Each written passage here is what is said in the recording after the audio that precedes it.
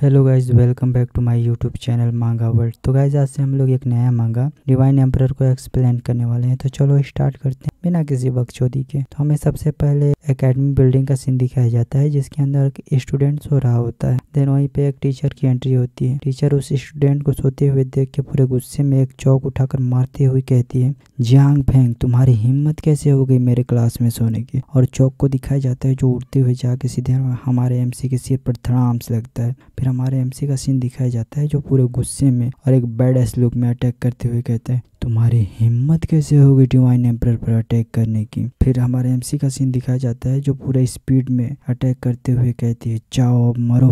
फिर हमारे एमसी को दिखाया जाता है जो जोश से अटैक कर देता है टीचर पे, लेकिन अटैक गलत जगह हो जाता है। ठीक है ना, कहाँ पे हुआ है आप लोग तो देख ही सकते हैं। अब इस सीन को मैं कैसे एक्सप्लेन करूँ समझ नहीं आ रहा है, इस कमेंट बॉक्स में बताना इसको, इस टाइप के सीन को कैसे एक्सप्लेन करूँ। ठीक है ना। देन सारे क्लास के स्टूडेंट को दिखाया जाता है, खासकर बॉयज को, जिसके नाक से नोज ब्लीडिंग होने लगता है, जिसको देख के टीचर पूरे गुस्से में तिलमिलाते हुए कहती है, Jiang Feng, what the hell, तुम क्या कर रहे हो और तुम्हारी हिम्मत कैसे हो गई ऐसा करने की।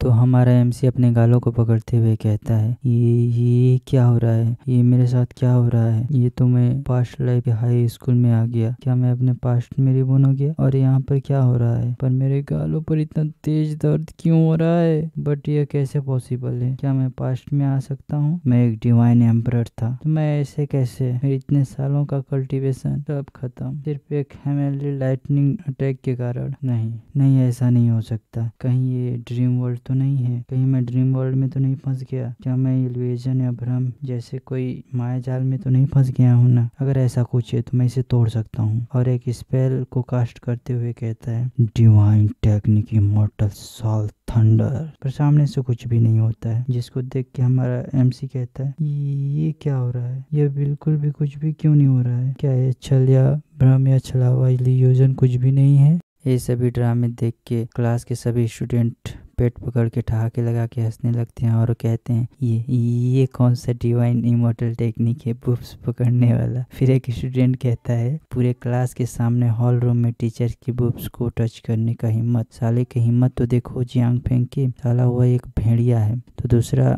जो स्टूडेंट है वो कहता है, यह आदमी सो नहीं रहा था, यह सोने का नाटक कर रहा था, यह तो मौके की तलाश में था कि ऐसा कुछ करने के लिए। फिर खुद को कल्टीवेशन वर्ल्ड के हीरो समझता है। तो टीचर चिल्ला के कहती है, जियांग फेंग, क्या तुम बहरे हो। तो हमारे एमसी इरिटेट होते हुए कहता है और मन में सोचता है कि पिछले कई दशकों से मुझे चुनौती देने की हिम्मत किसी में नहीं थी। जब मैं एक डिवाइन एम्परर था, जब मैं पास्ट लाइफ में जब बहुत कमजोर और गरीब हुआ करता था तो सभी लोग मुझे बुली किया करते थे। सौभाग्य से मेरे पास इस बार जब मैं डिवाइन एम्परर था उस समय की सारी मेमोरीज और सभी टेक्निक्स मेरे को पता है। तो इस लाइफ में इस बार मेरे को प्रॉब्लम से बाहर निकलना कोई बड़ी बात नहीं होने वाली है। उसके बाद एक स्किल हेवनली आइज को एक्टिवेट करता है, जिससे उसको पता चलता है कि जो टीचर्स हैं वो अंदर से बहुत गुस्से में लग रही हैं। तो हमारा एमसी कहता है, वो मिस जिया, क्या आप बीमार हैं। जिसको सुन के तो टीचर का पारा हाई हो जाता है और गुस्से में लाल पीले होते हुए कहती है, जियांग फेंग बीमार होगी तुम समझे, पहले तुम ऑफिस में मिलो।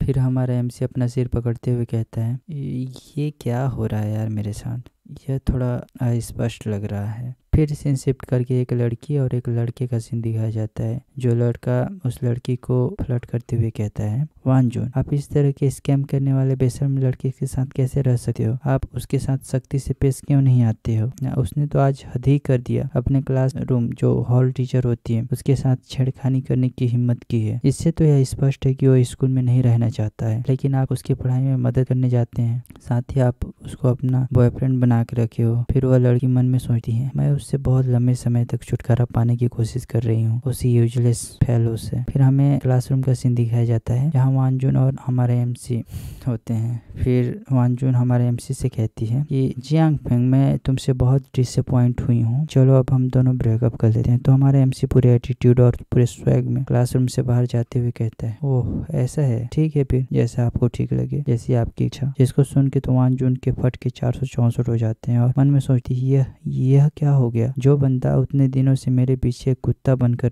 रहता था, उसने आज इतना एटीट्यूड कहाँ से आ गया। तो क्लास का एक स्टूडेंट कमेंट करता है, क्या वो अभी भी हमारी सबसे सुंदर लड़की का कुत्ता नहीं है। तो दूसरा स्टूडेंट कहता है, OMG, क्या देखने को मिल रहा है भाई। तो तीसरा स्टूडेंट कहता है, हे भगवान, यह पहली बार है जब मैंने जियांग फेंग को इतना कठोर देखा है। मुझे लगता है कि वो फिर से अपने घुटनों पर बैठने वाला है। तभी एक लड़का जो वानजुन का कान भरा था, वही वाला लड़का खड़ा होता है और टेबल पर जोर से हाथ मारते हुए कहता है, जियांग फेंग, तुम एक जंगली कुत्ते हो। वानजुन ने तुम्हारे लिए क्या क्या नहीं किया है, तुम्हारे बारे में कितना अच्छा सोचता है, फिर भी तुम जिस थाली में खाते हो उसी थाली को छेद करने में लगे पड़े हो। तुम कितना घटिया आदमी हो। तो गाइज, आपको ये स्टोरी कैसी लगी? अगर आप लोग चाहते हो कि इसको कंटिन्यू करें तो कमेंट बॉक्स में बताना। और हाँ भाई, 10-15 लाइक्स तो कर देना यार, कम से कम थोड़ा मोटिवेशन मिलता है, ठीक है ना गाइज। और हो सके तो चैनल को भी सब्सक्राइब करते जाना, क्योंकि आपको यहाँ हर प्रकार की स्टोरी आपको देखने को मिल जाएगी, ठीक है ना। तो ठीक है गाइज, मिलते हैं नेक्स्ट वीडियो में। Thanks for watching.